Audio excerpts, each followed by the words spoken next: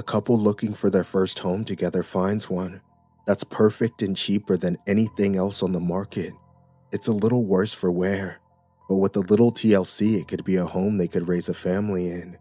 That's the start of most horror movies you'll see nowadays, but somehow not too far-fetched, right? My girlfriend, Sarah, and I were that couple. We are young, in love, and wanted to live together so badly that we gathered up what little money we had to find our own place. Honestly, I was content with an apartment in the middle of town, but she convinced me that a mortgage would be cheaper and assured me it would be worth it in the long run. I wanted to rip my hair out as we searched for a house that we wanted within our price range.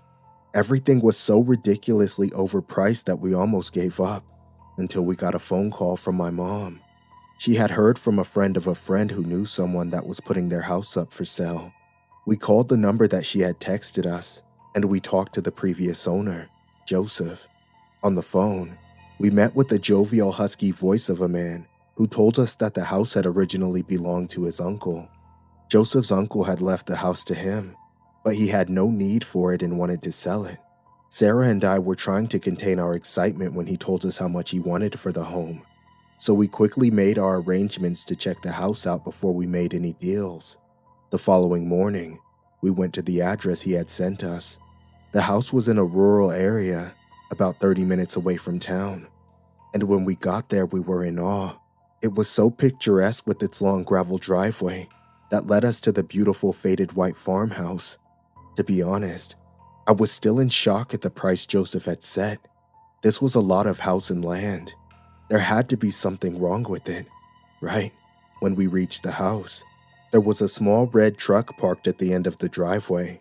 A burly man dressed in jeans and a red flannel shirt stood at the front steps, looking up towards the house.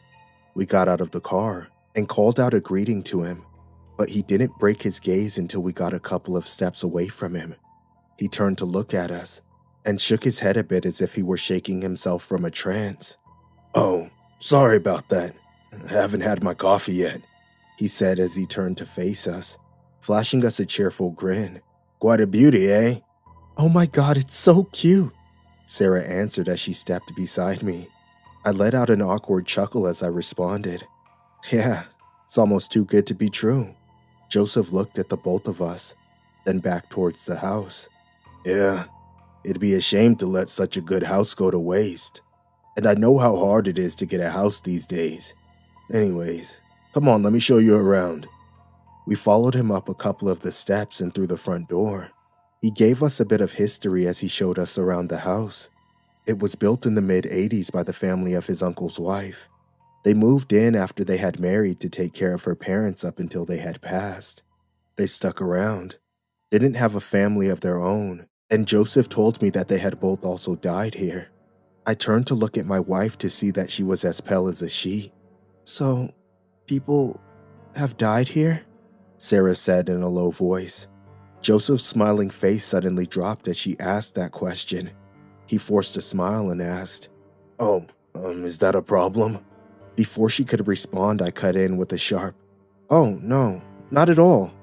Her face looked up at me with a mix of shock and anger as she grabbed my arm to pull me aside. "Are you fucking serious right now?" she shouted at me under her breath. I wanted to say that she was overreacting, but I didn't want to dig my own grave, so I responded as calmly as I could. "Listen, babe, we've been searching for months and this is the best deal we could possibly get." Sarah's face turned to full anger and I braced myself for impact. We excused ourselves from Joseph for about 10 minutes as we walked outside to weigh our options. Ultimately, we decided to go on with the tour and would decide from there. We went back inside the home and looked around to find Joseph, but we couldn't find him. We figured he must have gone upstairs. So we went up to look around the few bedrooms, and still no trace of him. At this point, we had given ourselves our own tour. That's when we stepped into the kitchen to find a door that led down to a basement. He had to be down there. The lights were on, so with Sarah behind me, we cautiously made our way down to the basement. Each of our steps caused the old wood underneath to creak so loudly that it was as if they were screaming as we made our way down. When we finally made it to the bottom, we turned to find Joseph standing in the center of the empty basement, just staring at a dirty wall. I slowly stepped behind him, calling out to him as I got closer to him, but he didn't respond. I took a hand and placed it upon his left shoulder to grab his attention. "Hey man, are you okay?" I asked wearily.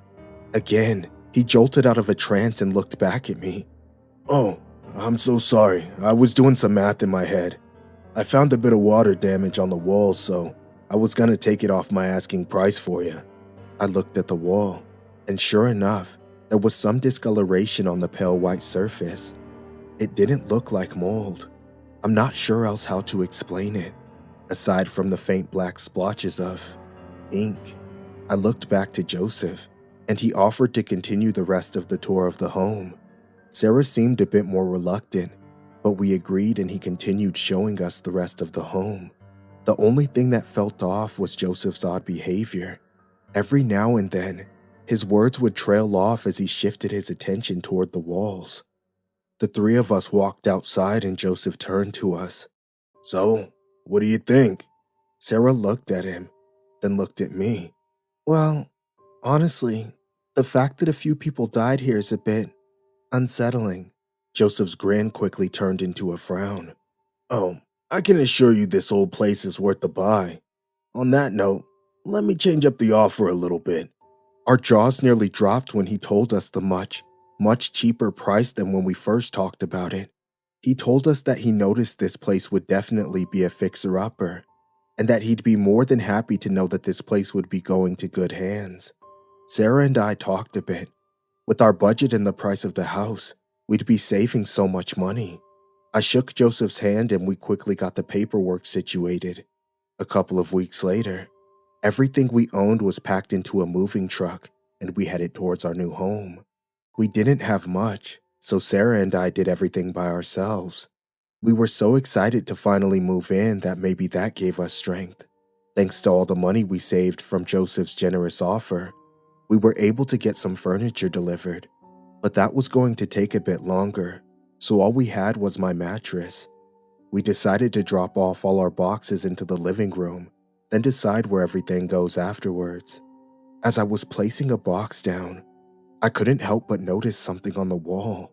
I stopped Sarah as she dropped off a box behind me. "Hey, are you seeing what I'm seeing?" I asked as I pointed at the wall in the living room. She followed the direction of my finger and saw that on the wall, what looked like a very faint black stain that looked eerily similar to a face. I stepped closer to the wall, and sure enough, there was what looked like the outlines of a head, long hair that stretched like tentacles, two beady eyes and pursed lips. I know that the human eye tries to find faces in things, but this was uncanny. I placed my hand upon the image on the wall. I felt a cold sting underneath my fingertips. Sarah let out a little chuckle. "Fixer-uppers, right? We'll paint over it or something." "Yeah, absolutely," I said as I felt a wave of unease as I stared at the stain on the wall. It looked as though the face, or what looked like a face, its eyes were staring at me. We continued the rest of the day unpacking and putting things in their spots. It goes without saying that we were completely exhausted. That afternoon, we went back to town to grab dinner. We raised our glasses to a job well done and chowed down on some food. I tried to shake this feeling of unease, but in my mind, I kept remembering that damn stain on the wall, that face. It was around 8 o'clock when we finally returned to the house, to see that the front door was wide open and all the lights were on. I told Sarah to call the cops, and I rushed inside the house to see if there was any intruder. I looked through every inch of the house. Nothing seemed out of place, and I didn't find anyone at all. I went down the stairs into the basement, and I froze in place as I looked on the wall. The stains on the wall. There were now faces. About 6 of them, now formed onto the wall of the basement that Joseph was staring at. Despite being a faint outline, I could make out the same feature on each one. All of them were staring at me, and each one of them had their mouths open in a silent scream. "Honey?" Sarah called out to me from upstairs. and I heard another set of footsteps with hers. I went back upstairs to see Sarah with a police officer. She looked at me with tears in her eyes and told me that I had been gone for so long and that she and the other officer looked around for me. The police officer stuck around for a while as I told him what happened, and despite what we found, nothing seemed to be stolen. He assured us to call him if anything came up and told us to have a good night. After that scare, a good night was the last thing we'd ever have. Sarah was upstairs taking a shower, and I sat on the floor of the unfinished living room, staring at the walls. The face that I had seen earlier right there was gone now. I didn't tell Sarah about the faces I had seen. I'm sure I was just tired from all the moving. I even went back to the basement, and sure enough, there weren't any faces on the walls. I laughed to myself and went upstairs to the master bedroom. I saw Sarah standing in the bathroom with the towel wrapped around her. I tried to be cool and walk towards her, wrapping my arms around her, when I noticed that she was shaking. I spun her around, and I saw her eyes were wide with absolute terror. I asked her what happened, and after a couple of minutes, she told me that while she was taking a shower, she felt someone was watching her. She thought that it was me, but when she turned around, she didn't see anything. She dropped her towel to show me where she felt something grab her, and on the midsection of her back, there was a faint black outline of a hand. Sarah asked if I saw anything, and I did my best to assure her that things would be okay, and that we must just be really tired. She reluctantly agreed. Maybe we'd feel better in the morning after a good night's sleep. I gave her a hug and I looked behind her into the bathroom, and I saw another face staring back at me, but it was smiling. In my sleep, I dreamt that I was laying atop the mattress when I started to feel cold.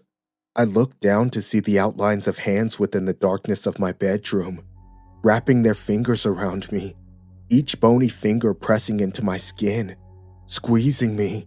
My legs, arms, torso, and throat are gripped by countless cold hands.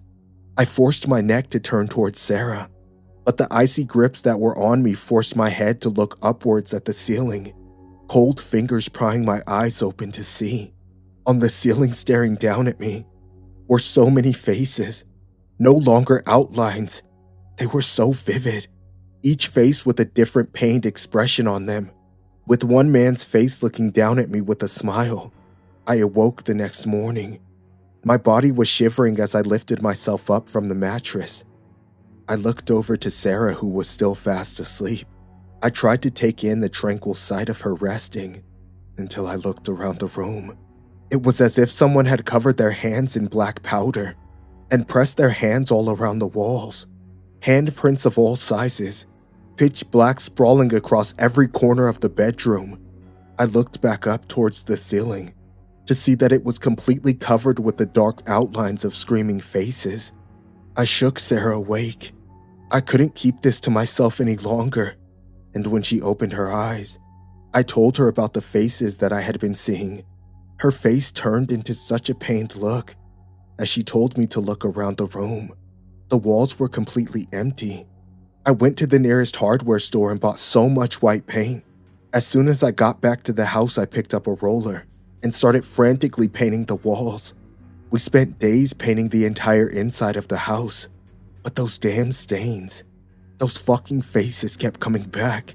Every night that I slept, I'd have the same dream of cold hands gripping onto me. Lately, I've been hearing something, whispers coming from the walls, telling me to stay in the house, to be with the house. Have I finally gone crazy? Sarah suggests that we move out, but we had put so much money into this, and I refuse to let whatever this is keep coming back. I am not going to let go of this house. It's mine, right? Sarah is telling me that she is afraid, but she doesn't understand that I'm afraid too. I see them everywhere. They're constantly watching us, and I'm more afraid of what happens to us if they hear us talking about leaving again.